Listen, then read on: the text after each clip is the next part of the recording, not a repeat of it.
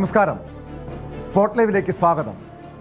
സ്വന്തം വീട്ടിലും തൊഴിലിടത്തും പൊതുസ്ഥലത്തും എന്തിനു പറയുന്നു ഓടുന്ന ട്രെയിനിൽ പോലും പെൺകുട്ടികളും സ്ത്രീകളും സുരക്ഷിതരല്ലാത്തൊരു കാലത്താണ് നമ്മൾ ജീവിക്കുന്നത്. ഞെട്ടിപ്പിക്കുന്ന നിരവധി സംഭവങ്ങളാണ് ഈ കഴിഞ്ഞ ദിവസങ്ങളിൽ ഇന്ന് പകല് പോലും പുറത്തു വന്നത്.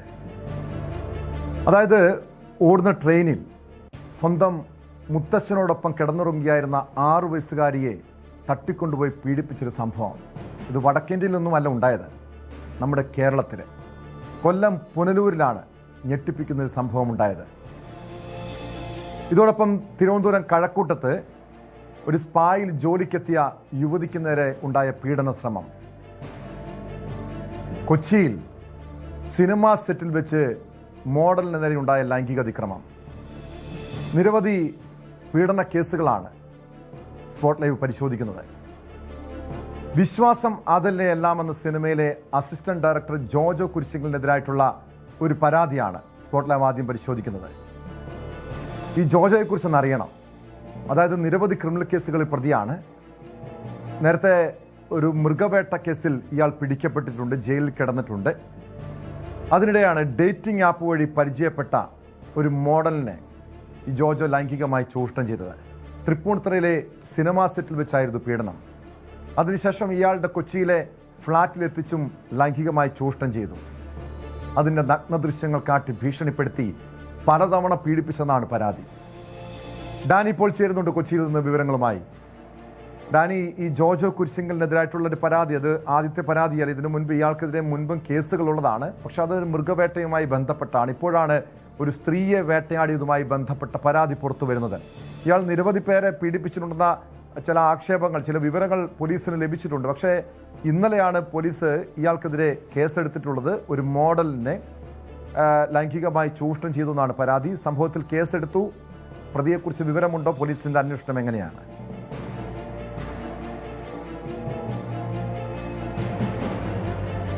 ടോം, ഇതിൽ ഇയാൾക്ക് വേണ്ടിയുള്ള ഈ ജോജോ കുരിശിങ്കലിന് വേണ്ടിയുള്ള ഒരു അന്വേഷണം തുടരുകയാണ്. പോലീസിൽ ഇത് പരാതിയായി മാറിയതോടെ ഈ പെൺകുട്ടി പരാതി നൽകി എന്ന് മനസ്സിലായതോടുകൂടിയാണ് ഇയാൾ ഒളിവിൽ പോയിരിക്കുന്നത്. ഇയാൾക്ക് വേണ്ടിയുള്ള അന്വേഷണം തുടരുകയാണെന്നാണ് പോലീസ് അറിയിച്ചിരിക്കുന്നത്. നേരത്തെ സൂചിപ്പിച്ചതുപോലെ ഈ ഡേറ്റിംഗ് ആപ്പ് വഴിയാണ് ഈ പെൺകുട്ടിയെ പരിചയപ്പെടുന്നത്. മോഡലാണ്, അതോടൊപ്പം മറ്റ് ഒരു സ്വകാര്യ സ്ഥാപനത്തിൽ ജോലി ചെയ്യുന്നു എന്നതെല്ലാം തന്നെയാണ് ഈ പെൺകുട്ടിയെക്കുറിച്ചുള്ള ഒരു വിവരമായി നൽകി അവർ പറഞ്ഞിരിക്കുന്നത്, പോലീസിൽ പറഞ്ഞിരിക്കുന്നത്. ഇങ്ങനെയുള്ളൊരു ഡേറ്റിംഗ് ആപ്പ് വഴിയാണ് പരിചയപ്പെട്ടത്. അതിൽ വിവാഹ വാഗ്ദാനം നൽകിയിരുന്നു എന്നതാണ് ഈ പരാതിയിൽ പറയുന്നത്.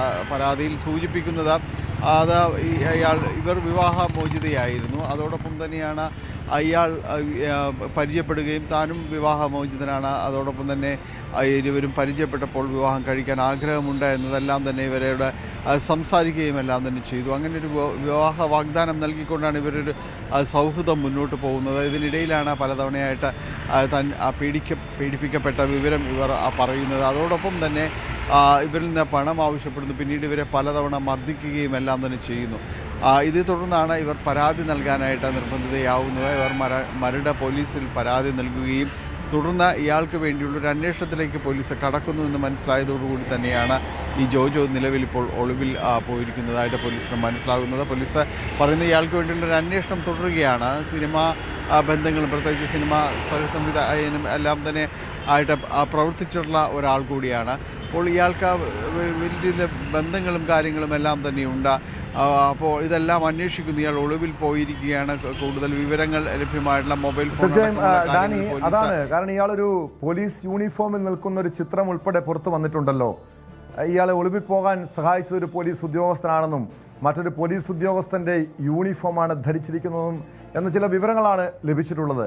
അങ്ങനെ ഒരു ഉന്നത ബന്ധമുള്ള വ്യക്തി, ഇയാൾക്ക് പോലീസിന്റെ സഹായം ലഭിച്ചിട്ടുണ്ടോ? ഈ കേസ് അട്ടിമറിക്കാനുള്ള നീക്കങ്ങൾ ഉണ്ടാകുമോ?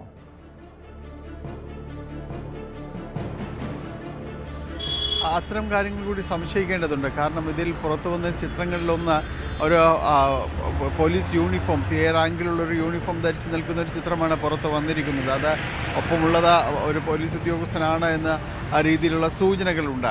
അപ്പോൾ ഈ ചില പോലീസ് ഉദ്യോഗസ്ഥരടക്കം സിനിമാ ബന്ധങ്ങളെല്ലാം തന്നെ വളരെ സന്തോഷത്തോടെ സ്വീകരിക്കുന്ന, അല്ലെങ്കിൽ ചില സിനിമാ താല്പര്യങ്ങളെല്ലാം വെച്ച് പുലർത്തുന്ന പല പോലീസുകാരെയെല്ലാം തന്നെ നമുക്കറിയാം. പലരും അതിൽ വിവാദങ്ങൾ പെടുകയും എല്ലാം തന്നെ ചെയ്ത് ചരിത്രവും ഉണ്ടാണ്. അപ്പോൾ ഈ ഇത്തരം ബന്ധങ്ങളെല്ലാം പല സിനിമാക്കാർക്കുമുണ്ട്. അതിൽ ജോജോയ്ക്കും അത്തരം ബന്ധങ്ങളുണ്ട് എന്ന് തന്നെയാണ് നിലവിൽ അനുമാനിക്കുന്നത്.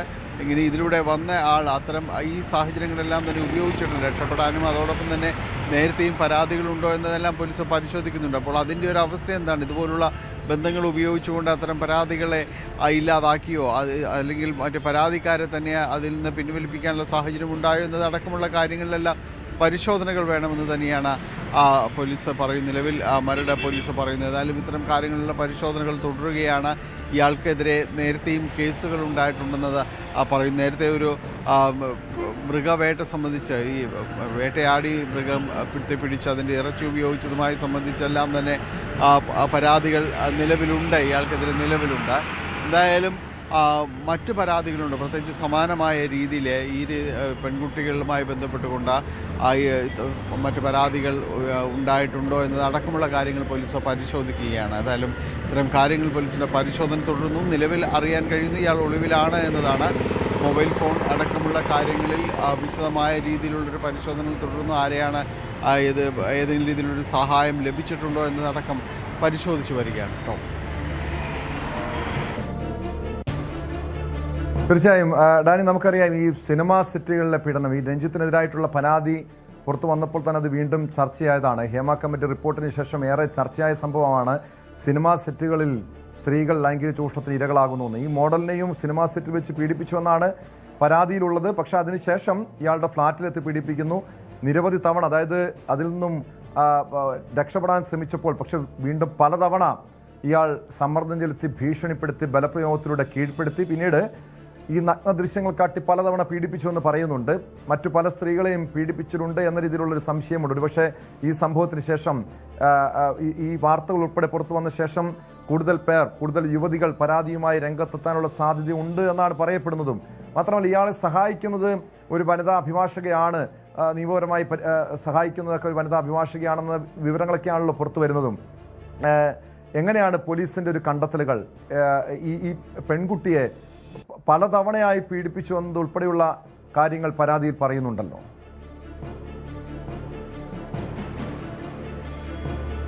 എഫ്ഐആറിൽ പറയുന്ന കാര്യങ്ങൾ അതാണ്. കാരണം ഈ പെൺകുട്ടിയെ പലതവണ പീഡനത്തിന് ഇരയായിട്ടുണ്ട്.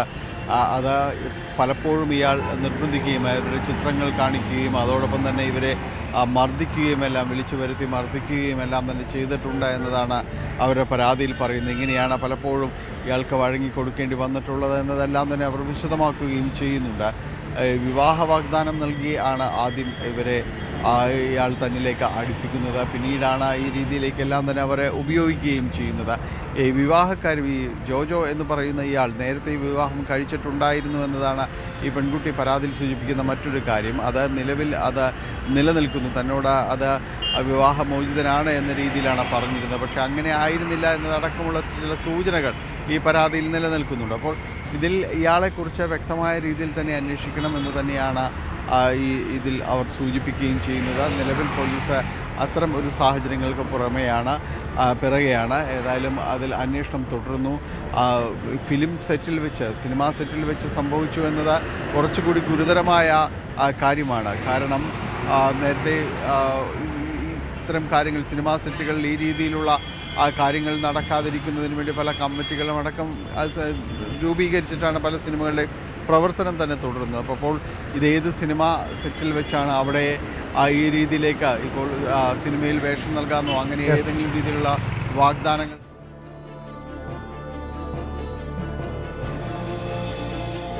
വ്യക്തമാണ്. കൊച്ചിയിൽ നിന്ന് ഡാനി പോളാണ് വിവരങ്ങൾ നൽകിയത്.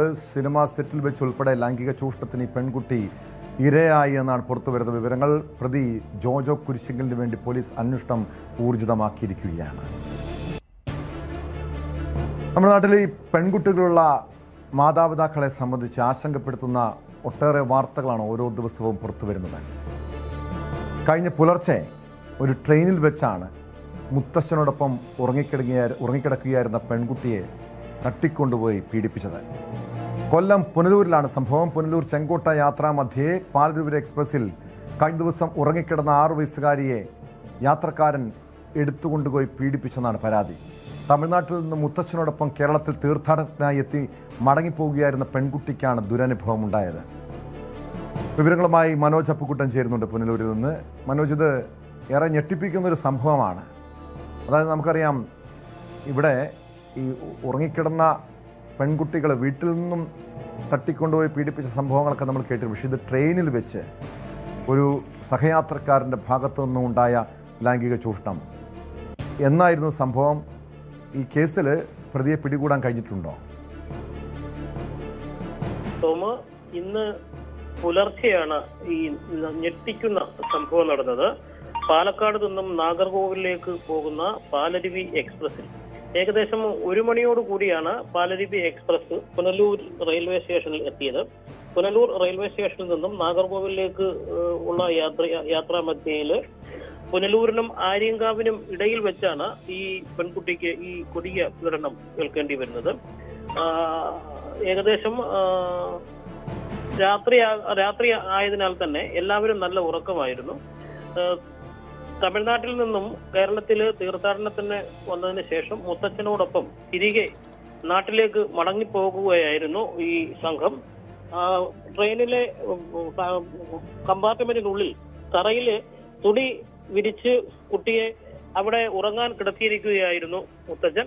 കുട്ടി അവിടെ ഉറങ്ങുക, എല്ലാവരും നല്ല ഉറക്കത്തിലായിരുന്നു. ഈ സമയത്താണ് ഈ കൊല്ലം സ്വദേശിയായ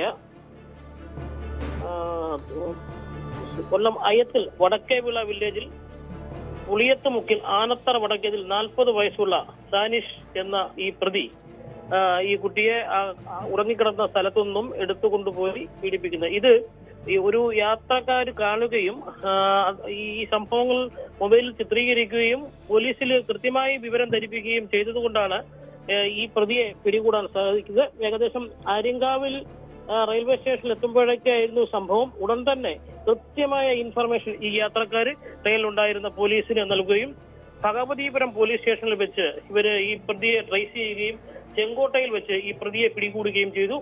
പ്രതിയെ പുനലൂർ റെയിൽവേ സ്റ്റേഷനിൽ ഇപ്പോൾ കൊണ്ടുവന്നിട്ടുണ്ട്. ചോദ്യം ചെയ്യലിൽ പ്രതി കുറ്റസമ്മതം നടത്തിയിട്ടുണ്ട്. കുട്ടിയെ മെഡിക്കൽ പരിശോധനയ്ക്കായി പുനലൂരിലേക്ക് എത്തിച്ചിട്ടുണ്ട്.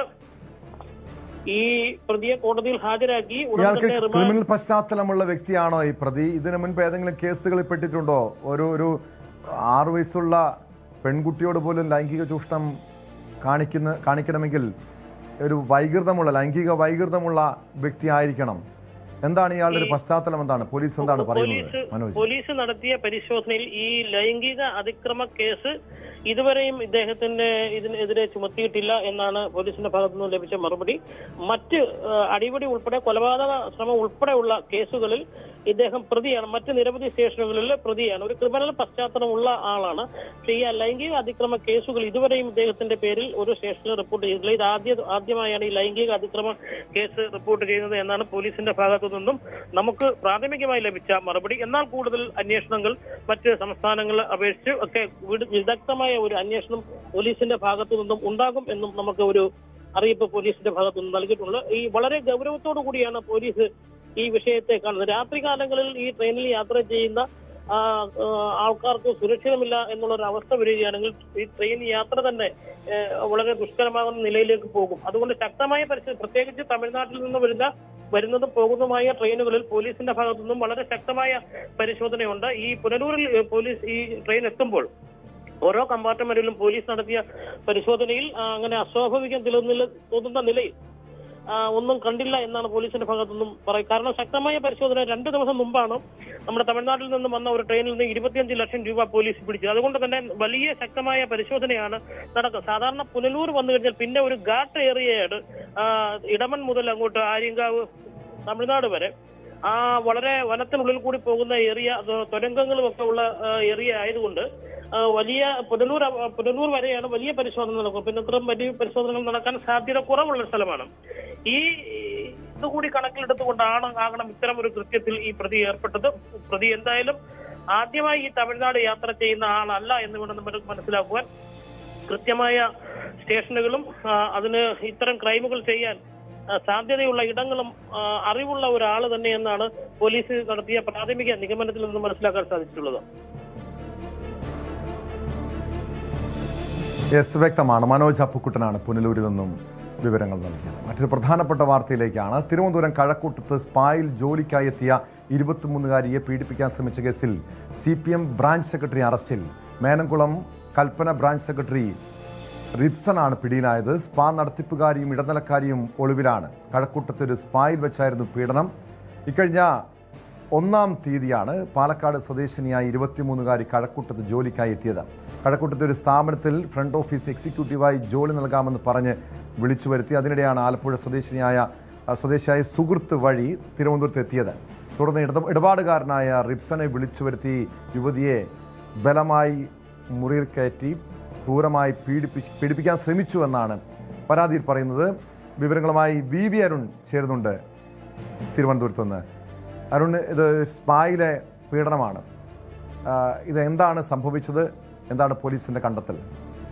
ഫ്രണ്ട് ഓഫീസ് സ്റ്റാഫ് എന്ന നിലയിലാണ് ഈ പെൺകുട്ടി ജോലിക്ക് വന്നത്. അവരെയാണ് ഇത്തരത്തിൽ സ്പായിൽ കൊണ്ടുവരികയും അവിടെ ഈ DYFIയുടെ പ്രാദേശിക നേതാവ് കൂടിയാണ് ഈ പ്രതി റിബ്സൺ. കൽപ്പന ബ്രാഞ്ച് സെക്രട്ടറിയാണ്. കൽപ്പന കോളനിയുടെ ആ പ്രദേശത്തെ ബ്രാഞ്ച് സെക്രട്ടറിയും DYFIയുടെ പ്രാദേശിക നേതാവുമാണ് റിബ്സൺ. ആ സ്പായിൽ ഉണ്ടായിരുന്നു. ഈ പെൺകുട്ടിയെ അവിടെ കൊണ്ടുവന്ന് റിബ്സന്റെ ഉള്ള മുറിയിലേക്ക് കയറ്റി വിടുകയായിരുന്നു. ഫ്രണ്ട് ഓഫീസ് ജോലി ചെയ്യുന്ന ആൾ എന്തിനിവിടെ വന്നു, എന്തിനു കൊണ്ടുവന്നു ചോദ്യത്തിന് മറുപടി പറയാതെ ബലപ്രയോഗത്തോടുകൂടി പെൺകുട്ടിയെ പീഡിപ്പിക്കാനായിരുന്നു ശ്രമം. തുടർന്ന് പെൺകുട്ടി അവിടെ നിന്ന് ഇറങ്ങി ഓടുകയായിരുന്നു. 1-ാം തീയതിയായിരുന്നു സംഭവം. ഇവർ പാലക്കാട് സ്വദേശിയാണ്.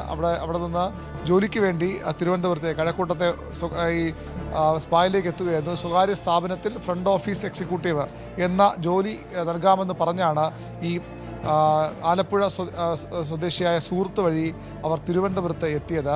പിന്നീട് ഇവരെ സ്പായിലേക്ക് വിളിച്ചു വരുത്തി ജോലി അവിടെയാണെന്ന് പറഞ്ഞു. അതിനിടയിലാണ് ഇവിടെ വെച്ച് ഈ പ്രതി DYFI നേതാവ് അവിടെ വരികയും മുറിയിൽ വെച്ച് ബലമായി ഈ പെൺകുട്ടിയെ പീഡിപ്പിക്കാൻ ശ്രമിക്കുകയും ചെയ്തു. അവർ അവിടെ നിന്ന് ഇറങ്ങി ഓടി രക്ഷപ്പെടുകയായിരുന്നു. അപ്പോഴും ബലപ്രയോഗത്തിലൂടെ വീണ്ടും വരെ കീഴ്പ്പെടുത്താനുള്ള ശ്രമമുണ്ട്. അവിടെ നിന്ന് രക്ഷപ്പെട്ട യുവതി ഒരു ബന്ധുവിൻ്റെ വീട്ടിൽ എത്തിയാണ് കാര്യം പറഞ്ഞത്. പെൺകുട്ടി തൻ്റെ ഭർത്താവിനോടും ഈ കാര്യങ്ങൾ പറഞ്ഞു. അങ്ങനെയാണ് പോലീസിൽ പരാതി കൊടുക്കാൻ നിർദ്ദേശിച്ചത്. പോലീസ് അവിടെ എത്തി പെൺകുട്ടിയുടെ പരാതി ശരിയാണെന്ന് പരിശോധിച്ചു. CCTV ദൃശ്യങ്ങളടക്കം പരിശോധിച്ചാണ് പ്രതിയിലേക്ക് റിബ്സണാണ് പ്രതി എന്ന ഇതിലേക്ക് പോലീസ് പോയത്. അങ്ങനെയാണ് ഈ പ്രതിയെ പിടികൂടുന്നത്. 2 യുവതികൾ കൂടി, ഈ സ്പാ നടത്തിപ്പുകാരായ 2 യുവതികളെ കൂടി ഈ കേസിൽ പ്രതി ചേർത്തിട്ടുണ്ട്. ഒരാളെ കസ്റ്റഡി എടുത്തിട്ടുമുണ്ട്. ഏതായാലും ജോലിക്കെന്ന് പറഞ്ഞ് വിളിച്ചു വരുത്തി, അതും അപേക്ഷ ജോലിക്കല്ല, മറ്റൊരു ജോലിക്ക് ഫ്രണ്ട് ഓഫീസ് എക്സിക്യൂട്ടീവ് എന്ന ജോലിക്ക് വിളിച്ചു വരുത്തിയ യുവതിയെ സ്പായിൽ ജോലി ചെയ്യണമെന്ന് നിർബന്ധിച്ചു. അതിനും അപ്പുറത്തേക്ക് ഒരു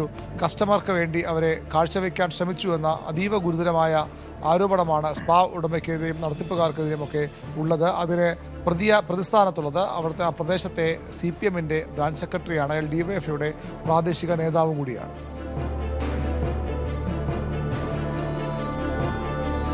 അങ്ങനെ ഇയാൾക്ക്, അതായത് ഈ റിബ്സണ്, ഈ പ്രതിക്ക് ഈ സ്പായുമായുള്ള ബന്ധം എന്താണ്? ഇതിൽ ഈ നടത്തിപ്പുമായി ബന്ധമുണ്ടോ അതോ ഇടനിലക്കാരനാണോ? അയാൾ സ്പായിൽ കസ്റ്റമറായി വന്ന ആളെന്നാണ് പോലീസ് നൽകുന്ന വിവരം. അതിനപ്പുറത്തേക്ക് അയാൾക്ക് മറ്റേതെങ്കിലും ബന്ധം അവിടെ ഉള്ളതായി പറയുന്നില്ല. പക്ഷേ അങ്ങനെ ഒരാൾ വരുമെന്ന് അറിഞ്ഞുകൊണ്ട് തന്നെ അയാൾക്ക് വേണ്ടി പെൺകുട്ടിയെ കാഴ്ചവെക്കാൻ ശ്രമിക്കുന്ന തരത്തിലുള്ള ഒരു ഇടപെടലാണ് അവിടെ സ്പാ നടത്തിപ്പുകാരായ സ്ത്രീകളടക്കമുള്ള 2 പേരിൽ നിന്നും അതുപോലെ തന്നെ ഉടമസ്ഥൻ നിന്നുമൊക്കെ ഉണ്ടായത്. അതുകൊണ്ടാണ് അവരെ കൂടി പ്രതി ചേർത്തിരിക്കുന്നത്. സ്വാഭാവികമായും സ്പായിൽ പലതരം ട്രീറ്റ്മെൻറ്റുകൾ ഉണ്ടാകാം. അതിനപ്പുറത്തേക്ക് ഈ പെൺകുട്ടിയെ ബലപ്രയോഗത്തിലൂടെ ലൈംഗികമായി പീഡിപ്പിക്കാൻ ശ്രമിച്ചു, അവരെ പീഡിപ്പിക്കാൻ ബലാത്സംഗം ചെയ്യാൻ ശ്രമിച്ചു എന്നുള്ളതാണ് ഇയാൾക്കെതിരായ പരാതി. പെൺകുട്ടിയുടെ പരാതിയും അങ്ങനെ തന്നെയാണ്. അതുകൊണ്ടാണ് അവർ അവിടെ നിന്ന് ഓടി രക്ഷപ്പെടുന്നത്. മാത്രമല്ല അവരുടെ ജോലിക്ക് കൊണ്ടുവന്നതും ഈ സ്പായിലേക്കെന്ന് പറഞ്ഞല്ല, മറ്റൊരു കഴക്കൂട്ടത്തിലെ മറ്റൊരു സ്വകാര്യ സ്ഥാപനത്തിൽ റിസപ്ഷൻ എക്സിക്യൂട്ടീവായി ജോലിക്ക് കൊണ്ടുവന്നതാണ്. അവരെയാണ് ഇത്തരത്തിൽ പറഞ്ഞ് പറ്റിച്ച് മറ്റൊരു സ്പായിലേക്ക് കൊണ്ടുവരികയും അവിടെ വെച്ച് ലൈംഗികമായി പീഡിപ്പിക്കാൻ ശ്രമിക്കുകയും ചെയ്തത്. ഇയാൾക്ക് ഈ സ്പായുമായി മറ്റേതെങ്കിലും ബന്ധമുണ്ടോ എന്ന കാര്യത്തിലൊക്കെ പോലീസിൻ്റെ അന്വേഷണം നടക്കുന്നു. ആദ്യം ഈ പെൺകുട്ടി പരാതി പറഞ്ഞതെങ്കിലും അറസ്റ്റിലേക്ക് പോകുന്നില്ല. പക്ഷേ ഈ 1-ാം തീയതി സംഭവമാണ്. പിന്നീട് CCTV ദൃശ്യങ്ങളടക്കം പരിശോധിച്ചാണ് പ്രതി ഇയാളാണെന്ന് തിരിച്ചറിഞ്ഞത്. അങ്ങനെയാണ് ഇയാളിലേക്ക് അന്വേഷണം എത്തുകയും ഈ റിബ്സനെ അറസ്റ്റ് ചെയ്യുകയും ചെയ്ത്. ഇയാൾക്ക് മറ്റേ ബന്ധം ഈ സ്പായുമായി ഉണ്ടോ എന്ന കാര്യത്തിലൊക്കെ കൂടുതൽ അന്വേഷണത്തിന് ശേഷം മാത്രമേ വ്യക്തത വരികയുള്ളൂ. ടോം, ഈ രണ്ട് ജീവനക്കാർ, അതായത് ഈ സ്പാ നടത്തിപ്പുകാരായിട്ടുള്ള 2 യുവതികൾ ഒളിവിലാണെന്നാണല്ലോ വിവരം. ഇവർക്ക് ഇവർക്കെതിരെ ഏതൊക്കെ വകുപ്പുകളാണ് ചുമത്തിയിരിക്കുന്നത്? മാത്രമല്ല ഇതൊരു ഒറ്റപ്പെട്ട സംഭവമായിരിക്കില്ല. നമുക്കറിയാം ഈ സ്പാകളുടെ മറവിൽ എന്തൊക്കെയാണ് നടക്കുന്നതെന്ന്. ഈ പത്തനംതിട്ടയിലെ ഒരു സ്പായിൽ നടന്ന ലൈംഗിക അതിക്രമം അതേറെ ചർച്ചയായതാണ്. സമാനമായി കേരളത്തിലെ പല സ്പാകളിലും, കാരണം സ്പാ കച്ചവടം എന്ന് വ്യാപകമായി കേരളത്തിലെ പല നഗരങ്ങളിലും വ്യാപിക്കുന്ന ഒരു സാഹചര്യം കൂടി ഉണ്ട്. ഇതിൻ്റെ മറവിൽ പല അനാശാസ്യ പ്രവർത്തനങ്ങൾ നടക്കുന്നുണ്ട്. ഈ യുവതികളുടെ ഒരു പങ്കെന്താണ്? ഈ കേസിലെ പങ്കെന്താണ്? അവരെ കേന്ദ്രീകരിച്ചുള്ള അന്വേഷണം എങ്ങനെയാണ് അരുൺ? അതിലൊരാൾ കസ്റ്റഡിയിലായെന്നാണ് പോലീസിൽ നിന്ന് ലഭിക്കുന്ന വിവരം. മാത്രമല്ല ഈ യുവതികൾ സ്പാ നടത്തിപ്പ് സംഘത്തിലുള്ളവരാണ്. ഏതാനും മാസങ്ങൾക്ക് മുമ്പ് BJPയുടെ ഭരണസമിതി തലസ്ഥാനത്ത് അധികാരം ഏറ്റെടുത്ത ആ സമയങ്ങളിൽ ഒരു വാർത്ത വന്നു. സെക്രട്ടേറിയറ്റിന് എതിർവശത്തുള്ള ഭരണസ്നാഗത നേരെ എതിർവശത്തുള്ള ഒരു ഷോപ്പിംഗ് കോംപ്ലക്സിൽ അവിടെ ഒരു സ്പാ പ്രവർത്തിച്ചിരുന്നു. അത് BJPയുടെ ഒരു ന്യൂനപക്ഷ മോർച്ചയുടെ പ്രധാനപ്പെട്ട നേതാവിൻ്റെ, കോൺഗ്രസ് വിട്ട് BJPയിലേക്ക് വന്ന നേതാവിൻ്റെ ഉടമസ്ഥയിലുള്ളതാണ്. അന്ന് വളരെ മേയർക്ക് നേരിട്ട് ഒരു പെൺകുട്ടി ഇതുപോലെ ജോലിക്കെന്നും പറഞ്ഞ് സ്പായിലേക്ക് കൊണ്ടുവരികയും അവിടെ വെച്ച് ലൈംഗികമായി പീഡിപ്പിക്കാൻ ലൈംഗിക ഉദ്യോഗസ്ഥർ പെരുമാറുകയും ചെയ്യുന്ന പരാതി മേയർക്ക് നേരിട്ട് ലഭിച്ചു. അങ്ങനെയാണ് അവിടെ മേയർ VV രാജ് നേതൃത്വത്തിൽ പരിശോധന നടത്തുന്നത്. അവിടെ വെച്ച് ഈ പ്രതികളെയൊക്കെ അറസ്റ്റ് ചെയ്യുകയും ചെയ്തിരുന്നു. അതിനുശേഷം ജില്ലയിലെ എല്ലാ സ്പായികളും ഇത്തരം പരിശോധന ഉണ്ടാകും. ഒന്ന് രണ്ട് ദിവസമൊക്കെ അത്തരത്തിൽ പരിശോധനയുമായി ഭരണസമിതി മുന്നോട്ട് പോയി. പക്ഷേ പിന്നീട് അത് തുടർച്ച ഉണ്ടായില്ല. അതിന് കാരണമായി പറഞ്ഞു കേട്ടത് ഈ സ്പാ നടത്തിപ്പ് തന്നെ BJPയുടെ പ്രധാനപ്പെട്ട നേതാവിൻ്റെ, കോൺഗ്രസ് വിട്ട് BJPയിലേക്ക് വന്ന ഒരു ന്യൂനപക്ഷ മോർച്ച നേതാവിൻ്റെ ഉടമസ്ഥതയിലുള്ള സ്പായായിരുന്നു അത്. അതോടുകൂടി ഈ പരിശോധനകളൊക്കെ നിലച്ചു പോവുകയായിരുന്നു. ഇത്തരത്തിൽ നിരവധി സ്പാകൾ അനധികൃതമായി പ്രവർത്തിക്കുന്നുണ്ട്, അനാശാസ്യം ഉൾപ്പെടെ നടക്കുന്നുണ്ട്. പക്ഷേ അതിനപ്പുറത്ത്, അനാശാസ്യം നടക്കുന്നതിനപ്പുറത്തേക്ക് മറ്റു ജോലിക്കെന്ന് പറഞ്ഞു കൊണ്ടുവന്ന പെൺകുട്ടികളെ ബലം പ്രയോഗിച്ച് ഇത്തരം പ്രവൃത്തികളിലേക്ക് തള്ളിവിടുന്നു. അതാണ് സ്റ്റാച്യൂവിലെ സ്പായിലുണ്ടായത്. അതുതന്നെയാണ് ഇപ്പോൾ കഴക്കൂട്ടത്തും സംഭവിച്ചത്. അതാണ് ഒരു ഗൗരവം വർദ്ധിപ്പിക്കുന്നത്. അനധികൃത സ്പാകൾ നിരവധിയുണ്ട് എന്ന് മേയർ തന്നെ, ഭരണസമിതി തന്നെ അന്ന് വ്യക്തമാക്കിയതാണ്. പക്ഷേ അതിന് 1-2 ദിവസത്തെ പരിശോധന ഒതുങ്ങി അതിൻ്റെ തുടർ നീക്കങ്ങൾ, അതിനുശേഷം കാര്യമായ പരിശോധന ഒരിടത്തും നടന്നില്ല. അതിൻ്റെ തുടർച്ചയാണ് ഇപ്പോൾ കഴക്കൂട്ടത്ത് കൂടി ഇത്തരമൊരു സംഭവം റിപ്പോർട്ട് ചെയ്തിരിക്കുന്നത്. യെസ്, വ്യക്തമാണ്. VV അരുണാണ് വിവരങ്ങൾ നൽകിയത്. എന്തായാലും അരുൺ സൂചിപ്പിച്ചതുപോലെ തലസ്ഥാന നഗരത്തിലുൾപ്പെടെ സ്പാ സെൻ്ററുകൾ തഴച്ചു വളരുകയാണ്. ഇതിൻ്റെ മറവിൽ പല അനാശാസ്യ പ്രവർത്തനങ്ങളും ലൈംഗിക ചൂഷണവും നടക്കുന്നുണ്ട്. കർശനമായ ഇടപെടലുകൾ ഭരണകൂടത്തിൻ്റെ ഭാഗത്തുനിന്ന് ആവശ്യമാണ്. കൊച്ചിയിൽ കാമുകനെ കത്തിമുനയിൽ നിർത്തി യുവതിയെ പീഡിപ്പിച്ച കേസിൽ അന്വേഷണം ഊർജിതമാക്കി പോലീസ്. ആ വാർത്തയിലേക്ക് എത്താം ഇടവേളയ്ക്ക് ശേഷം.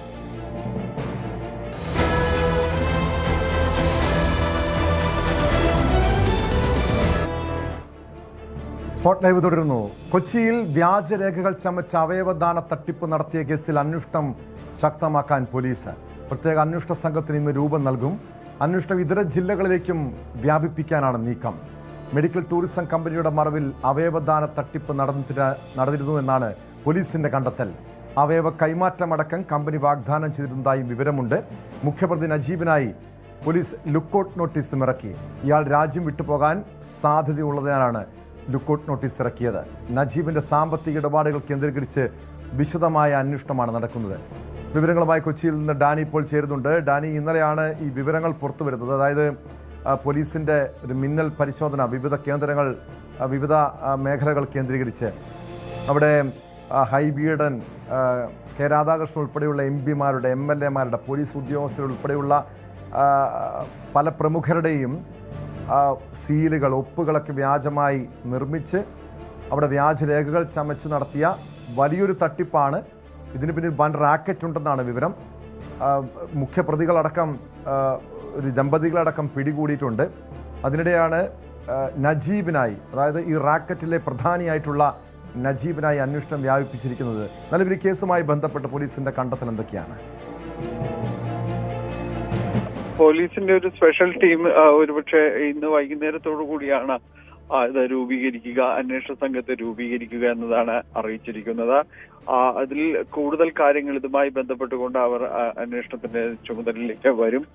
പ്രത്യേകിച്ച് ഈ അവയവ കടത്ത് കേസുമായി ബന്ധപ്പെട്ടുകൊണ്ട് ചില ആശുപത്രികൾ, അതോടൊപ്പം തന്നെ ചില സ്ഥാപനങ്ങൾ എന്നിവയെല്ലാം തന്നെ നിലവിൽ നിരീക്ഷണത്തിലുണ്ട് എന്നതാണ് അറിയാനായിട്ട് സാധിക്കുന്നത്. കൊച്ചിയിലെയും അതോടൊപ്പം തന്നെ കൊച്ചിക്ക് പുറത്തുമുള്ള ചില ആശുപത്രികളടക്കം ഇവരുമായിട്ട് സഹകരിച്ചിരുന്നു എന്നതാണ് ഒരു പ്രധാനപ്പെട്ട ഒരു വസ്തുത. എന്നാൽ ഇതിലേക്ക് കൂടുതൽ അന്വേഷണം എത്തേണ്ടതുണ്ട്.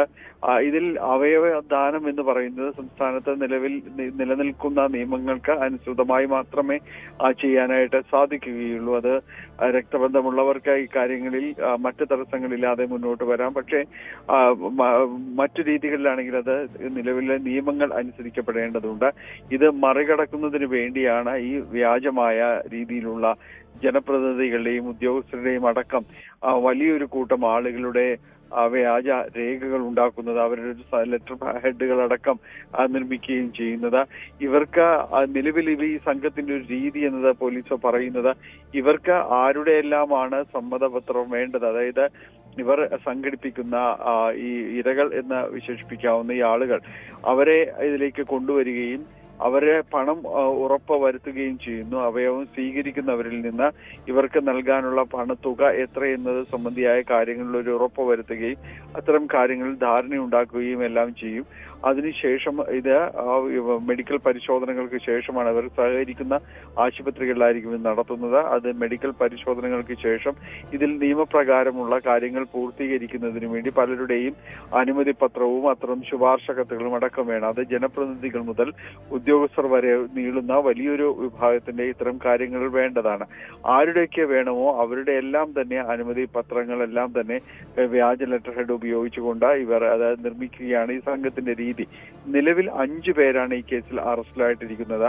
ഈ 5 പേരും ഇത്തരം ഈ ലെറ്റർ ഹെഡ് നിർമ്മിക്കുന്നവയോ അല്ലെങ്കിൽ ഇതുമായി ബന്ധപ്പെട്ടുകൊണ്ട് മറ്റ് രേഖകൾ ഉണ്ടാക്കുന്നവരോ മാത്രമാണ് ഇപ്പോൾ അറസ്റ്റ് ചെയ്യപ്പെട്ടിട്ടുള്ളത്. ഇതിന്റെ സൂത്രധാരൻ എന്ന് പറയുന്ന നജീബ് ഇതുവരെയും പോലീസിന്റെ പിടിയിൽ ആയിട്ടില്ല. അയാൾക്ക് വേണ്ടിയുള്ള ഒരു ലുക്കൌട്ട് നോട്ടീസ് അടക്കമുള്ള കാര്യങ്ങൾ പോലീസ് പുറത്തിറക്കിയിട്ടുണ്ട്.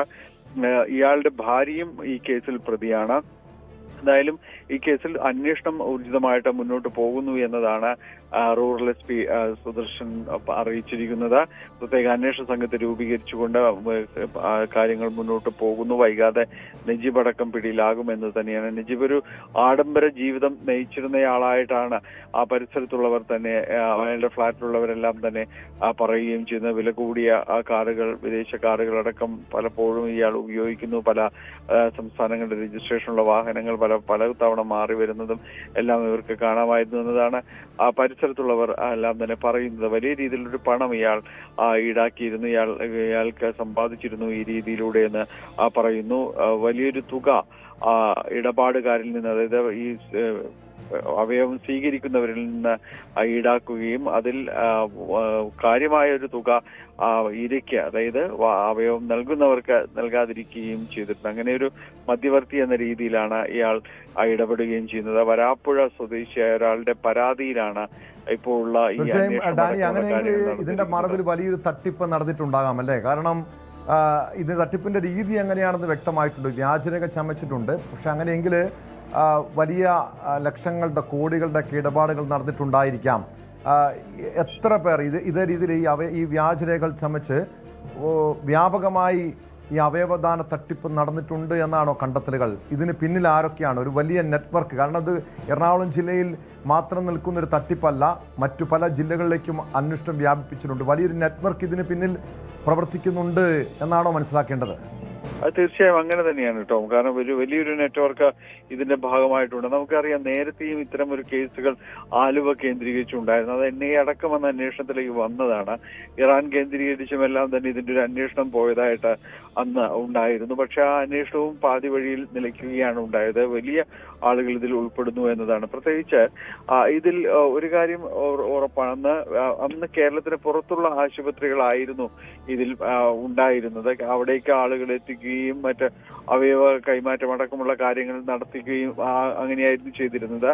ഗൾഫ് മേഖലയിൽ നിന്നുള്ളവർക്ക് വേണ്ടിയായിരുന്നു കൂടുതലായും. ഇറാൻ തുടങ്ങിയ രാജ്യങ്ങളെല്ലാം തന്നെ കേന്ദ്രീകരിച്ചൊക്കെയായിരുന്നു അന്ന് അന്വേഷണം നടന്നിരുന്നത്. അപ്പോൾ ഇപ്പോൾ ഇവിടെ ഉള്ള ആശുപത്രികൾ കേന്ദ്രീകരിച്ച് അന്വേഷണം ശക്തമാക്കേണ്ടതുണ്ട്. നിലവിൽ പോലീസ് നൽകുന്ന സൂചനകൾ അതാണ്. കാരണം കൊച്ചിയിലടക്കം ഇത്തരം ശസ്ത്രക്രിയകൾ നടന്നിട്ടുണ്ട് എന്നതാണ് പോലീസിന്റെ പ്രാഥമികമായ അനുമാനം. പരിശോധന ചില രേഖകളടക്കം ആശുപത്രികളുടേതടക്കം ചില രേഖകൾ പിടിച്ചെടുത്തിട്ടുണ്ട്. പക്ഷേ പോലീസിന് ഒരു സംശയം, ഇത്തരം രേഖകളും ആ രീതിയിൽ തന്നെയുള്ളതാണോ? അപ്പോൾ ഇവിടെ ഒരു സർജറി നടന്നിട്ടുണ്ടെങ്കിൽ അതടക്കം ആശുപത്രിയുമായി ബന്ധപ്പെട്ട രേഖകളിൽ നിന്ന് ഉറപ്പുവരുത്തണം. എങ്കിൽ മാത്രമേ അത് അവിടെ നടന്നിട്ടുണ്ട് എന്ന് പറയാനായിട്ട് സാധിക്കുള്ളൂ. അപ്പോൾ വലിയ രീതിയിലുള്ള പരിശോധനകളടക്കം ഇവിടെ ആവശ്യമാണ്. ചില ആശുപത്രികൾ കേന്ദ്രീകരിച്ച് അത്തരം ചില പരിശോധന നടക്കുന്നു എന്നതും പോലീസ് അറിയിച്ചിട്ടുണ്ട്. ഏതായാലും വലിയ റാക്കറ്റ് ഇതിന്റെ പിറകിലുണ്ട് എന്നത് വ്യക്തമാണ്. അതിൽ ഏത് രീതിയിൽ വരെ അന്വേഷണം മുന്നോട്ട് കൊണ്ടുപോകാൻ കഴിയുമെന്നതാണ് ഇനി ബാക്കി നിൽക്കുന്ന ചോദ്യം. ടോം,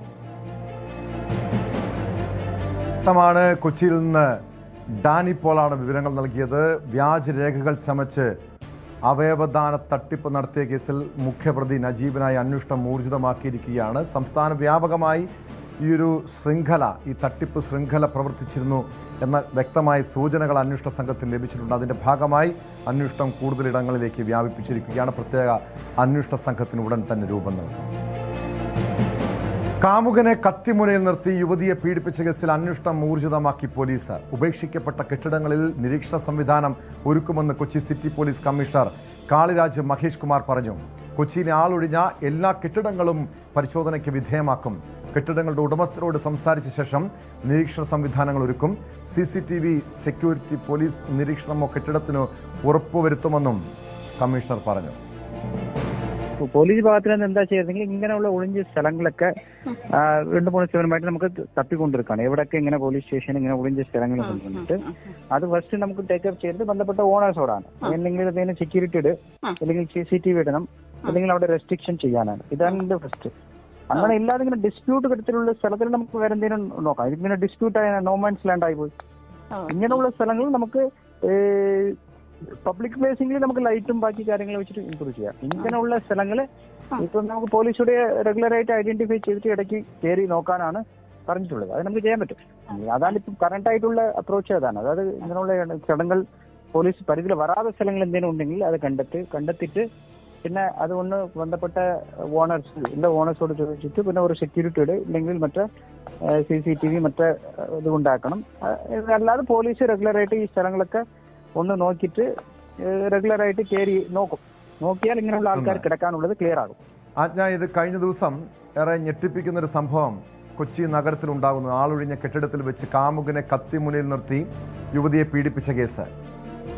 ഈ സംഭവത്തിന് ശേഷം കൊച്ചിയിലെ സമാനമായ രീതിയിലുള്ള പല കെട്ടിടങ്ങളിലും ഇതേ രീതിയിൽ അനാശാസ്യ പ്രവർത്തനങ്ങൾ ഉൾപ്പെടെ ലഹരി മാഫിയയുടെ കേന്ദ്രങ്ങളായി പലതും പ്രവർത്തിക്കുന്നുണ്ട് എന്ന കൃത്യമായ സൂചനകൾ ലഭിച്ചിട്ടുണ്ട്. ഇതിൻ്റെ അടിസ്ഥാനത്തിൽ എന്തൊക്കെ നീക്കങ്ങളാണ് പോലീസ് നടത്തുന്നത്? കാരണം ഈ സാമൂഹ്യ വിരുദ്ധരുടെ ഈ താവളമായി പലതും മാറിയിട്ടുണ്ടല്ലോ. ഇത് നിയന്ത്രിക്കാൻ, ഇവരുടെ ഈ സാന്നിധ്യം ഇല്ലാതാക്കാൻ ഏത് രീതിയിലുള്ള ഇടപെടലുകളാണ് പോലീസിന്റെ ഭാഗത്തുനിന്നുണ്ടാവുക?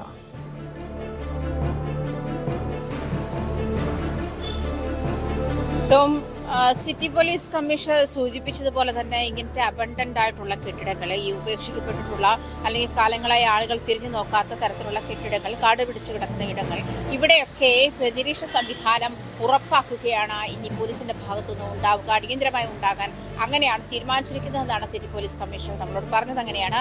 അതുമാത്രമല്ല, ഇപ്പോൾ ഇന്നലെ ഈ സംഭവം നടന്ന കെട്ടിടം എന്ന് പറയുന്നത് തന്നെ നമുക്കറിയാം 10 നില ഉയരമുള്ള കെട്ടിടമാണ്. അതുമാത്രമല്ല, അത് കാലങ്ങളായിട്ട് ഒരു വർഷങ്ങളായിട്ട് ജപ്തിയിൽപ്പെട്ട് അവിടെ ആരും മറ്റ് ഇടപെടലുകളൊന്നും നടത്താത്ത ഒരു കെട്ടിടമാണ്. അവിടെ അത്തരം ഇടങ്ങളിൽ ഈ സാമൂഹ്യ വിരുദ്ധ ശല്യം കൂടുതലാണ് എന്നുള്ളത് വ്യക്തമാണ്. അത് മാത്രമല്ല, ഇന്നലെ ഈ പിടികൂടിയ 3 പ്രതികളും KSRTC സ്റ്റാൻഡിനടുത്തുള്ള ഇതുപോലെ ഒരു ഒഴിഞ്ഞ കെട്ടിടത്തിലാണ് സ്ഥിരതാമസമാക്കിയിട്ടുള്ളത്. അവരുടെ മൊബൈൽ ഫോൺ മറ്റേതെങ്കിലും കടകളിലൊക്കെ കൊടുത്ത് ചാർജ് ചെയ്യുകയും ഈ ഒഴിഞ്ഞ കെട്ടിടത്തിൽ സ്ഥിരമായി താമസിച്ചു വരികയും ചെയ്യുന്ന സാഹചര്യമുണ്ട്. മാത്രമല്ല, അതുവഴി പോകുന്ന വഴിയാത്രക്കാരെ കത്തി കാണിച്ച് ഭീഷണിപ്പെടുത്തി കവർച്ച നടത്തുകയാണ്. ഇത്തരം കവർച്ചാ സംഘങ്ങൾ, ക്രിമിനൽ സംഘങ്ങൾ, അതല്ലെങ്കിൽ ടോം നേരത്തെ സൂചിപ്പിച്ചതുപോലെ മദ്യത്തിന് മയക്കുമരുന്നിനും അടിമകളായവർ, അത്തരം വിൽപ്പനകൾ നടത്തുന്നവർ തുടങ്ങിയവരൊക്കെ തമ്പടിക്കുന്നത് ഇത്തരം ഒഴിഞ്ഞ കെട്ടിടങ്ങളിലാണ് എന്നുള്ള നിരീക്ഷണത്തിൽ തന്നെയാണ് പോലീസ് ഇപ്പോൾ ഉള്ളത്. അതുകൊണ്ട് തന്നെ കൊച്ചിയിൽ ഇത്തരത്തിൽ ഉപേക്ഷിക്കപ്പെട്ട് കിടക്കുന്ന കെട്ടിടങ്ങൾ അല്ലെങ്കിൽ ആൾപ്പാർപ്പില്ലാത്ത കെട്ടിടങ്ങൾ, അതിന്റെ പരിസര പ്രദേശങ്ങളിൽ ഒരു നിരീക്ഷണ സംവിധാനം ഉറപ്പുവരുത്താനുള്ള നീക്കത്തിൽ തന്നെയാണ് പോലീസ്. അത് ഈ ഉടമയോട് ഉടമയോട്, അതായത് സ്ഥലം ഉടമയോടോ കെട്ടിടം ഉടമയോടോ സംസാരിച്ച ശേഷം അതിൽ നിരീക്ഷണ സംവിധാനം ഉണ്ടാക്കാനുള്ള ഏർപ്പെടുത്താനുള്ള തീരുമാനത്തിലാണ് പോലീസ് ഉള്ളത്. ചിലപ്പോൾ സെക്യൂരിറ്റി ആവാം, അല്ലെങ്കിൽ CCTV അവിടെ ഫിക്സ് ചെയ്യുകയോ എല്ലാ ഇത്തരത്തിലുള്ള, അതായത് പോലീസ് അന്വേഷിച്ചുകൊണ്ടിരിക്കുകയാണ്. അത് നമ്മളോടും പറഞ്ഞത് നിങ്ങളുടെ ശ്രദ്ധയിൽപ്പെട്ടാൽ അത് നമ്മളെ അറിയിക്കാം. ഇങ്ങനെ ഒരു കെട്ടിടം ഒഴിഞ്ഞു കിടപ്പുണ്ട്, അല്ലെങ്കിൽ ഉപേക്ഷിക്കപ്പെട്ട നിലയിൽ കാട് പിടിച്ച് കിടക്കുന്ന ഒരു കെട്ടിടമുണ്ട്, അവിടെ സുരക്ഷ അത്ര പോരാ എന്നുള്ള തോന്നലുണ്ടെങ്കിൽ നിങ്ങൾക്കും അത്തരം കാര്യങ്ങൾ അറിയിക്കാം. അങ്ങനെയുള്ള കെട്ടിടങ്ങളിലൊക്കെ പോലീസിന്റെ ഒരു നിരീക്ഷണം ഉണ്ടാകും. പോലീസ് അത് കയറി നോക്കുകയും അവിടുത്തെ സിറ്റുവേഷൻ വിലയിരുത്തുകയും ചെയ്യണമെന്ന് തന്നെയാണ്, അത്തരത്തിലുള്ള നിർദ്ദേശമാണ് ഇപ്പോൾ പോലീസിന്റെ മുന്നിലുള്ളത്. അതിനനുസരിച്ചിട്ട് തന്നെയാണ് പ്രത്യേകിച്ചും ഈ കഴിഞ്ഞ ചൊവ്വാഴ്ച രാത്രി ആ പെൺകുട്ടി പീഡന ശ്രമത്തിന് ഇരയായ സാഹചര്യത്തിൽ കൂടിയാണ്, പ്രത്യേകിച്ച് ഉപേക്ഷിക്കപ്പെട്ട ഒരു കെട്ടിടത്തിലേക്ക് ഈ കാമുകനും ഈ പെൺകുട്ടിയും കൂടി കയറി പോകുമ്പോഴാണ് താഴെയിരുന്ന് മദ്യപിച്ചിരുന്ന ഈ മൂവർ സംഘം അവരെ ആക്രമിക്കുന്നതും പെൺകുട്ടിയെ മാനഭംഗത്തിന് ഉള്ള ശ്രമം പെൺകുട്ടിക്ക് നേരെ നടത്തുന്നതുമൊക്കെ. അത് ആ പെൺകുട്ടിയുടെ ഒരു ചെറുത്തുനിൽപ്പ് മൂലവും അതുപോലെ ഈ ഫയർ എക്സിറ്റ് ഗോവണിയിലൂടെ ഇറങ്ങി ഓടി രക്ഷപ്പെടുന്ന ഒരു സാഹചര്യം കൂടിയായിരുന്നു. അല്ലെങ്കിൽ ഒരു പക്ഷേ അതിനേക്കാൾ കൂടുതൽ ഗുരുതരമായിട്ടുള്ള അവസ്ഥയിലേക്ക് അത് പോകുമായിരുന്നു. ചിലപ്പോൾ ആ പെൺകുട്ടിക്ക് ജീവൻ തന്നെ നഷ്ടപ്പെടുന്ന ഒരു സാഹചര്യത്തിലേക്ക് തന്നെ പോകുമായിരുന്നു. അത്തരം സാഹചര്യങ്ങളിൽ കൊച്ചിയിൽ ആവർത്തിക്കപ്പെടരുതെന്ന് പോലീസിന് നിർബന്ധമുണ്ട്. പ്രത്യേകിച്ചും കൊച്ചിയിലെ നൈറ്റ് ലൈഫിനെ പറ്റിയാണ്. നൈറ്റ് ലൈഫ് സുരക്ഷിതമാണ്. നമ്മൾ ഓരോ തവണ പറയുമ്പോഴും കണ്ണെത്തുന്ന ദൂരത്തൊക്കെ ഒരു പോലീസ് വാഹനം ഉണ്ടാകാറുണ്ട്, അല്ലെങ്കിൽ പോലീസുകാരുണ്ടാവാറുണ്ട് എന്ന് പറയുമ്പോഴും ടോം കഴിഞ്ഞ ദിവസം സൂചിപ്പിച്ചതുപോലെ പ്രധാന നഗരങ്ങളിൽ അല്ലെങ്കിൽ പ്രധാന റോഡുകൾക്ക് പിന്നിൽ എന്താണ് സംഭവിക്കുന്നത്, അത് ഈ വെളിച്ചമുള്ളിടത്ത് മാത്രമുള്ള സുരക്ഷാ സംവിധാനങ്ങളാണ്. അത് ഉറപ്പുവരുത്തുകയാണ് പോലീസ്. കൂടുതലും ഇത്തരം സംഭവങ്ങൾ, നേരത്തെ ഒരു സോംബി സ്വഭാവമുള്ള ഒരു മയക്കുമരുന്നിന് അടിമയായ ഒരു ചെറുപ്പക്കാരൻ വാഹനത്തിന് മുന്നിലേക്ക് എടുത്തു ചാടുന്ന വാർത്തകളൊക്കെ ഒരു 2-3 ആഴ്ച മുൻപേ പറഞ്ഞിരുന്നതാണ്. അത്തരം വീഡിയോസും പറഞ്ഞതാണ്, നമ്മളും അതുമായി ബന്ധപ്പെട്ടുള്ള വാർത്തകൾ ചെയ്തതുമാണ്. എന്തായാലും അതിലും പോലീസ് അടിയന്തരമായ നടപടിക്രമങ്ങൾ ഉണ്ടായി. അതായത് ജനസുരക്ഷയെ ബാധിക്കുന്ന തരത്തിലുള്ള സാഹചര്യങ്ങൾ കൊച്ചിയിലുണ്ടോ അത് പരിശോധിച്ചു വരുന്നുണ്ട്. അത് പരിശോധിച്ച ശേഷം അതിന് കൃത്യമായ നടപടിക്രമങ്ങളിലേക്ക് പോകും. പ്രത്യേകിച്ചും ഇന്ന് സിറ്റി പോലീസ് കമ്മീഷണർ നമ്മളോട് സംസാരിച്ചു. ഇവിടെ ഏറ്റവും പേടിക്കേണ്ടത് ഈ ലഹരി മാഫിയ തന്നെയല്ലേ? കാരണം രാത്രി സമയങ്ങളിൽ ലഹരി മാഫിയ സംഘങ്ങൾ കൊച്ചിയെ നിയന്ത്രിക്കുന്ന ഒരു സാഹചര്യമാണ്. കാരണം പോലീസിന്റെ പരിശോധനകളൊന്നും അത്ര കാര്യക്ഷമമായി നടക്കുന്നില്ല പലയിടത്തും. അതായത് ഇതുപോലുള്ള ഒഴിഞ്ഞ സ്ഥലങ്ങളിൽ, മറ്റ് പാർക്കുകളിൽ, അല്ലെങ്കിൽ മറൈൻ ഡ്രൈവിലടക്കം ലഹരി മാഫിയയുടെ സാന്നിധ്യമുണ്ട്. ചില സാഹചര്യങ്ങളിൽ മാത്രം ചിലപ്പോൾ പോലീസിന്റെ പരിശോധന ഉണ്ടാകും. ഇപ്പോൾ ഈ ഒരു സംഭവം ഉണ്ടായതിന്റെ പശ്ചാത്തലത്തിൽ ചിലപ്പോൾ പരിശോധന കൂടുതൽ കർശനമാക്കും, വീണ്ടും പഴയ പടി തന്നെ പോകും. പക്ഷേ ഇത് അതീവ ഗൗരവത്തോടെ പോലീസ് കാണേണ്ട ഒരു വിഷയമല്ലേ? പ്രത്യേകിച്ചും സ്ത്രീകളുടെ സുരക്ഷ. രാത്രി സമയങ്ങളിൽ ജോലി കഴിഞ്ഞ് അർദ്ധരാത്രിയിൽ പോലും വീട്ടിൽ തനിച്ച് പോകുന്ന നിരവധി സ്ത്രീകളുണ്ട്. അവരുടെ സുരക്ഷ ഉറപ്പാക്കാനുള്ള ഉത്തരവാദിത്വം പോലീസിന് തന്നെയല്ലേ?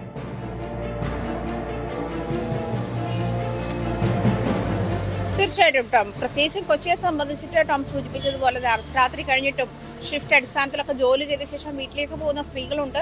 മെട്രോ സംവിധാനങ്ങളൊക്കെ ഈ രാത്രിയിൽ പോകുന്ന ആളുകൾക്ക്, സ്ത്രീകൾക്ക് വേണ്ടിയിട്ടും കൂടി ഉദ്ദേശിച്ചിട്ടാണ് 11 മണി വരെയൊക്കെ മെട്രോ സർവീസുകളുണ്ട്. അത്തരം സംവിധാനങ്ങളൊക്കെ നഗരം നൽകുമ്പോഴും ഈ പറയുന്ന സുരക്ഷാ സംവിധാനത്തിന് മുഖത്തടിച്ച ഏറ്റ ഒരു അടിയാണ് ഈ പ്രത്യേകിച്ചും കഴിഞ്ഞ ദിവസം ഉണ്ടായ റേപ്പ് അറ്റംപ്റ്റ് എന്ന് വേണം പറയാൻ. പ്രത്യേകിച്ചും കൊച്ചിയുടെ നഗരത്തിൽ, അതായത് നഗര മധ്യത്തിലാണ് ഈ സംഭവം ഉണ്ടായത്. സൗത്ത് റെയിൽവേ സ്റ്റേഷന് തൊട്ട് പിന്നിലുള്ള റിസർവേഷൻ കൗണ്ടർ, അതിന്റെ പിന്നിലുള്ള ഒരു ഹോട്ടലാണ് ഇത്. അതിന്റെ തൊട്ട് അടുത്ത് തന്നെ മറ്റൊരു വലിയ ഹോട്ടലുണ്ട്. അവിടെ എപ്പോഴും ഈ വാഹനങ്ങൾ കടന്നു വരുന്നത്, അതായത് വൺ വേ കടന്ന് റെയിൽവേ സ്റ്റേഷൻ വഴിയുള്ള വാഹനങ്ങൾ കടന്നു പോകുന്നതും അതിന്റെ മുന്നിലൂടെ തന്നെയാണ്. അത്രയും ആളനക്കമുള്ള നഗരമധ്യത്തിലെ ഒരു കെട്ടിടത്തിന്റെ മുകളിൽ വെച്ചിട്ടാണ് ഇത്തരം ഒരു സംഭവം ഉണ്ടാകുന്നത്. അങ്ങനെയുള്ള ഇടങ്ങൾ കൊച്ചിയിൽ ഒരുപാടുണ്ടെങ്കിൽ അത് കണ്ടെത്തുകയും അതിൽ സുരക്ഷാ സംവിധാനങ്ങൾ ഏർപ്പെടുത്തുകയും, ടോം ഇപ്പോൾ സൂചിപ്പിച്ചതുപോലെ തന്നെ മദ്യത്തിനും മയക്കുമരുന്നിനും അടിമകളായിട്ടുള്ള ആളുകൾ, ഏറ്റവും കൂടുതൽ ഇത്തരം ബിസിനസ്സുകൾ നടക്കുന്ന ഇടങ്ങൾ തുടങ്ങിയവയൊക്കെ പോലീസ് ഐഡന്റിഫൈ ചെയ്യേണ്ടതുണ്ട്. കൂടുതൽ ശക്തമായ സംവിധാനത്തിലേക്ക് പോകേണ്ടതുണ്ട് എന്നുള്ളതാണ് കൂടുതൽ വ്യക്തത വരുന്നത് എന്ന് വേണം പറയാൻ. പ്രത്യേകിച്ചും ഈ മയക്കുമരുന്നിന്റെ വിൽപ്പന കേന്ദ്രം കൂടിയായി മാറുന്ന ഒരു ഇതിലേക്ക് കൊച്ചി മാറിയിട്ടുണ്ട് എന്നുള്ളതാണ്. ഏറ്റവും കൂടുതൽ ഡ്രഗ്സ് പിടിക്കുന്നത് കൊച്ചിയിൽ നിന്നാണ്. പ്രത്യേകിച്ചും ഈ MDMA പോലുള്ള സിന്തറ്റിക് ഡ്രഗ്സുകളൊക്കെ ഏറ്റവും കൂടുതൽ പിടികൂടുന്നത് കൊച്ചിയിൽ നിന്നാണ്. കഞ്ചാവ് മാഫിയയുടെ ഇടമാണ്. അങ്ങനെ ഒരുപാട് ക്രിമിനലുകൾ വിലസുന്ന ഇടം കൂടിയാണ് കൊച്ചി. അതുകൊണ്ട് തന്നെ കൊച്ചിയിൽ ഇപ്പോൾ ഉള്ള സുരക്ഷാ സംവിധാനങ്ങൾ മതിയാകുമോ, അത് ഏത് തരത്തിലാണ് അത് വർദ്ധിപ്പിക്കേണ്ടി വരിക, അല്ല ഏത് തരത്തിലാണ് അതിന്റെ നിരീക്ഷണ സംവിധാനങ്ങൾ ഏർപ്പെടുത്തുക തുടങ്ങിയ കാര്യങ്ങളിൽ കുറച്ചുകൂടി ജാഗ്രത വേണ്ടി വരുമെന്ന് തന്നെയാണ് വിലയിരുത്തപ്പെടുന്നത്. അതിനുള്ള നീക്കങ്ങൾ ഒരുപക്ഷേ ടോം സൂചിപ്പിച്ചതുപോലെ തന്നെ ഇത്തരം സംഭവങ്ങൾ വരുമ്പോൾ മാത്രം ഇത്തരം ഇടപെടലുകൾ ഉണ്ടാകുന്നതിലേക്ക് ഒതുങ്ങാതെ അത് സ്ഥിരമായിട്ടുള്ള, അതായത് ഏത് സമയത്തും കൊച്ചിയിൽ ഇത്തരം സംഭവങ്ങൾ ഉണ്ടാകാം എന്നുള്ള ഒരു ജാഗ്രത ഉണ്ടാകണം. അതിനു വേണ്ടിയിട്ടുള്ള നീക്കങ്ങളായിരിക്കണം ഇനി പോലീസിന്റെ ഭാഗത്തുനിന്നും ഉണ്ടാകേണ്ടത് എന്നുള്ള വിലയിരുത്തലുകൾ, എന്നുള്ള അസസ്മെന്റുകളാണ് വരുന്നത്. എന്തായാലും ഈ ഒഴിഞ്ഞ കെട്ടിടത്തിന്റെ മുകളിൽ വെച്ച് ഇത്തരം ഒരു റേപ്പ് അറ്റംപ്റ്റ് നടന്ന സാഹചര്യത്തിൽ പെൺകുട്ടിക്ക് അവിടേക്ക് കയറിപ്പോയതിനെതിരെ വിമർശനങ്ങൾ ഏറെയുണ്ട്. പെൺകുട്ടിക്കെതിരെയും യുവാവിനെതിരെയും അത്തരം വിമർശനങ്ങൾ ഏറെയുണ്ട്. അത്തരം വിമർശനങ്ങൾ നിലനിൽക്കുമ്പോഴും സുരക്ഷിതമല്ലാത്ത ഒരിടം, അല്ലെങ്കിൽ ക്രിമിനലുകൾ വാഴുന്ന ഇടം എന്നുള്ള ഒരു തെളിവ്, അല്ലെങ്കിൽ എന്നുള്ള ഒരു സംഭവങ്ങളുടെ സാക്ഷ്യപ്പെടുത്തൽ കൂടിയായിരുന്നല്ലോ അങ്ങനെ ഒരു സാഹചര്യം ഉണ്ടായത്. അപ്പൊ അതിനുള്ള പ്രിക്കോഷൻ എടുക്കുക എന്നുള്ളത് പോലീസിനെ സംബന്ധിച്ചും അടിയന്തരമായി മുന്നോട്ട് വെക്കേണ്ടത്. എന്തിനാണ് ഈ യുവതിയും കാമുകനും ഇയാളൊഴിഞ്ഞ ഫ്ളാറ്റിലേക്ക് രാത്രി സമയത്ത് പോയത് എന്നതുൾപ്പെടെയുള്ള പല ചോദ്യങ്ങളും ഉയരുന്നുണ്ട്. മാത്രമല്ല, ഡേറ്റിംഗ് ആപ്പിലൂടെയാണ് ഇരുവരും പരിചയപ്പെട്ടത്, സൗഹൃദത്തിലായത്, പിന്നീട് മറ്റ് പല ബന്ധങ്ങളിലേക്കും പോയി. പക്ഷേ ഇതുപോലെ ഉള്ള സൗഹൃദങ്ങളുടെ കെണി, ഈ ഡേറ്റിംഗ് ആപ്പുകളുടെ കെണിയൊക്കെ നമ്മുടെ പെൺകുട്ടികൾ മനസ്സിലാക്കണം. മാത്രമല്ല, ഈ ഒറ്റപ്പെട്ട സ്ഥലങ്ങളിലേക്ക് പോകുമ്പോൾ അവിടെ പല സാമൂഹ്യ വിരുദ്ധരുമുണ്ട്, ലഹരി മാഫിയ സംഘങ്ങളുണ്ട് എന്ന് തിരിച്ചറിയണം. ഇല്ലെങ്കിൽ ഒരുപക്ഷെ ഇതുപോലുള്ള പല അപകടങ്ങളും സംഭവിച്ചേക്കാം. ഇടുക്കി നെടുങ്കണ്ടം ഇരട്ടക്കൊലപാതക കേസിലെ പ്രതി സജിയുടെ പുരയിടം കുഴിച്ചുള്ള പരിശോധന തുടരുന്നു. 2018 കാണാതായ സജിയുടെ അച്ഛൻ മാത്യുവിന്റെ തിരോധാന കേസിന്റെ അന്വേഷണവുമായി ബന്ധപ്പെട്ടാണ് പരിശോധന. ഇന്നലെ 4 മണിക്കൂർ നടത്തിയ തെരച്ചിലിൽ കാര്യമായ തെളിവൊന്നും കിട്ടിയില്ല. മാത്യുവിന്റെ തിരോധാന കേസ് കഴിഞ്ഞ ദിവസമാണ് സജിയെ കസ്റ്റഡിയിൽ വിട്ടുകിട്ടിയത്. വിവരങ്ങളുമായി പ്രിൻസ് ജെയിംസ് ചേരുന്നു ഇടുക്കിയിൽ നിന്ന്. പ്രിൻസ്, ഈ നെടുങ്കണ്ടത്തെ ഇരട്ടക്കൊലപാതകം, അതായത് സജിയുടെ അമ്മയെയും സഹോദരനെയും കൊലപ്പെടുത്തിയ കേസുമായി ബന്ധപ്പെട്ടാണ് ആദ്യം ഇയാൾ പിടിയിലാകുന്നത്.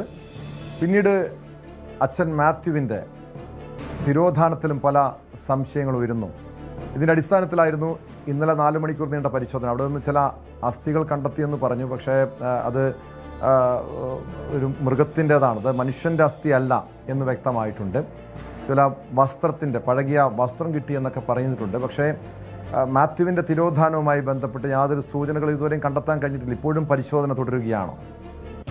ടോം, മാത്യുവിന്റെ തിരോധാനവുമായി ബന്ധപ്പെട്ടുള്ള പരിശോധനകൾ ഇപ്പോഴും തുടരുകയാണ്. ഇന്നലെ 4 മണിക്കൂറോളം പരിശോധന നടത്തിയിരുന്നു. ഇന്ന് രാവിലെ മുതൽ ഏകദേശം 10 മണി മുതൽ പരിശോധന ആരംഭിച്ചു. ഈ മേഖലയിൽ കുഴിച്ചുകൊണ്ടുള്ള പരിശോധനയാണ്. അതായത് ഇന്നലെ കുഴിച്ച പ്രദേശത്തും സമീപ പ്രദേശങ്ങളിലുമൊക്കെ നിലവിൽ JCB ഉപയോഗിച്ച് മണ്ണുമാന്തി പരിശോധനകൾ നടത്തുന്നുണ്ട്. കാര്യമായ ഒരു തെളിവും ഇതുവരെയും ലഭിച്ചിട്ടില്ല എന്ന് തന്നെയാണ് നമുക്ക് മനസ്സിലാക്കാൻ സാധിക്കുന്നത്. ഇന്നലെ ചില അസ്ഥികഷ്ണങ്ങളൊക്കെ കണ്ടെത്തിയെങ്കിലും അത് മൃഗങ്ങളുടേതാകും എന്നൊരു പ്രാഥമിക നിഗമനത്തിൽ തന്നെയാണ് പോലീസും ഒരു അന്വേഷണ സംഘവും ഒക്കെ ഉള്ളത്.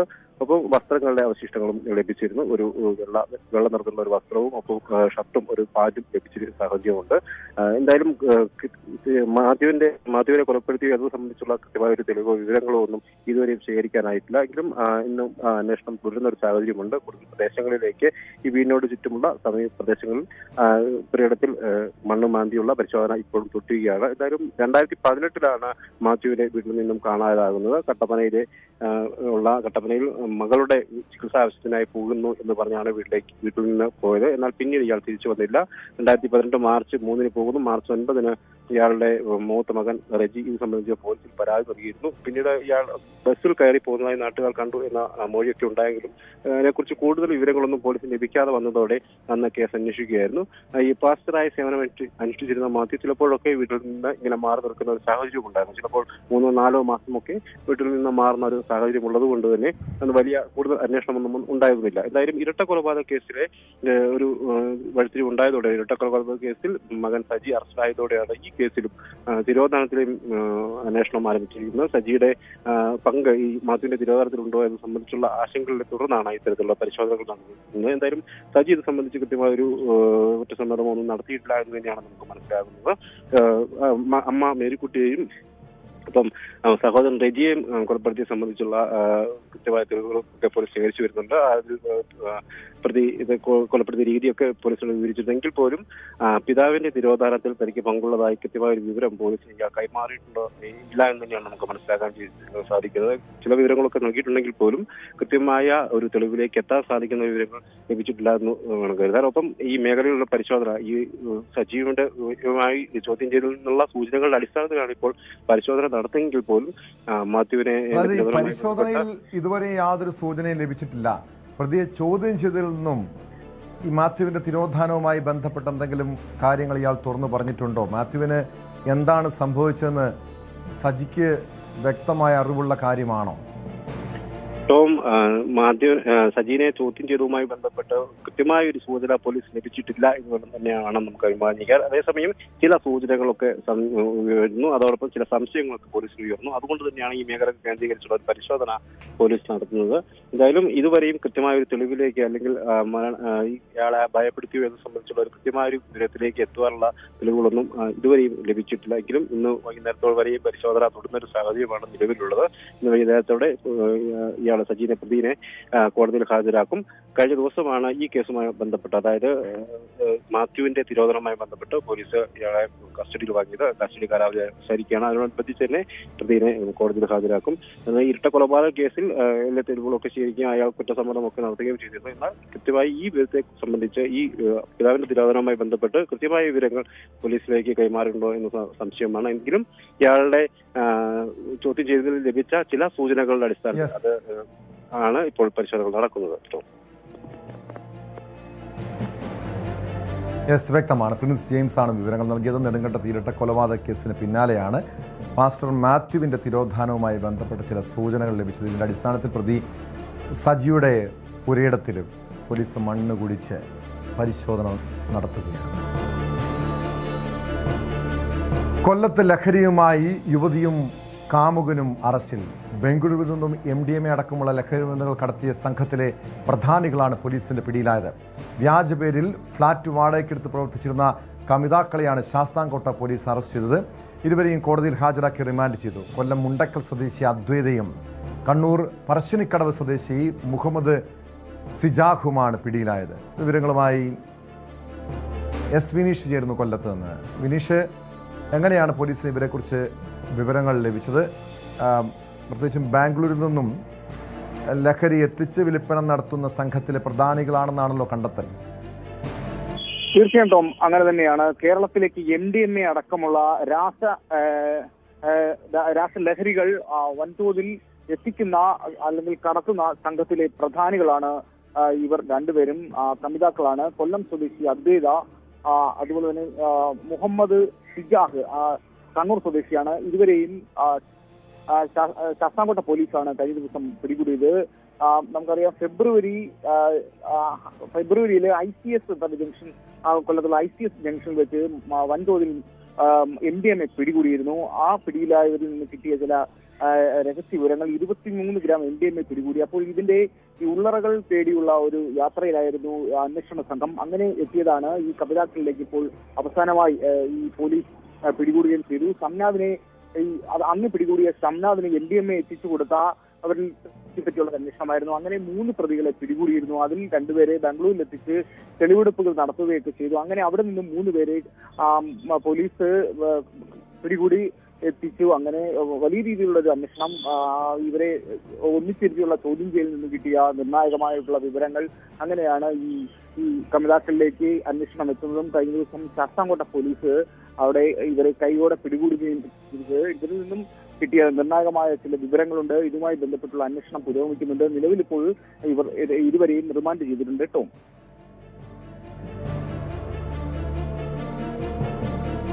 വ്യക്തമാണ്. കൊല്ലത്ത് നിന്ന് വിനീഷാണ് വിവരങ്ങൾ നൽകിയത്. ഈ കമിതാക്കളെക്കുറിച്ച് നേരത്തെ തന്നെ പോലീസിന് ചില സൂചനകൾ ലഭിച്ചിരുന്നു. അതായത് ബംഗളൂരുവിൽ നിന്നും കേരളത്തിലേക്ക് ലഹരി എത്തിക്കുന്ന സംഘത്തിലെ പ്രധാനികളാണെന്ന്. അങ്ങനെ കുറേ നാളുകളായി ഇവരെ പോലീസ് നിരീക്ഷിച്ചു വരികയായിരുന്നു. ആദ്യം ബംഗളൂരു കേന്ദ്രീകരിച്ച് അന്വേഷണം നടത്തി. അവർ അവിടെ നിന്നും കൊല്ലത്തേക്ക് തിരിച്ചിട്ടുണ്ട്. അതായത് ശാസ്താംകോട്ടയിൽ ഒരു ഫ്ലാറ്റ് വാടകയ്ക്കെടുത്ത് ലഹരി വിൽപ്പന നടത്തുന്നുണ്ടോ എന്ന കൃത്യമായ സൂചനകളുടെ അടിസ്ഥാനത്തിലായിരുന്നു പോലീസിന്റെ പരിശോധന. സ്പോട്ട് ലൈവ് പൂർണ്ണമാകുന്നു. നമസ്കാരം.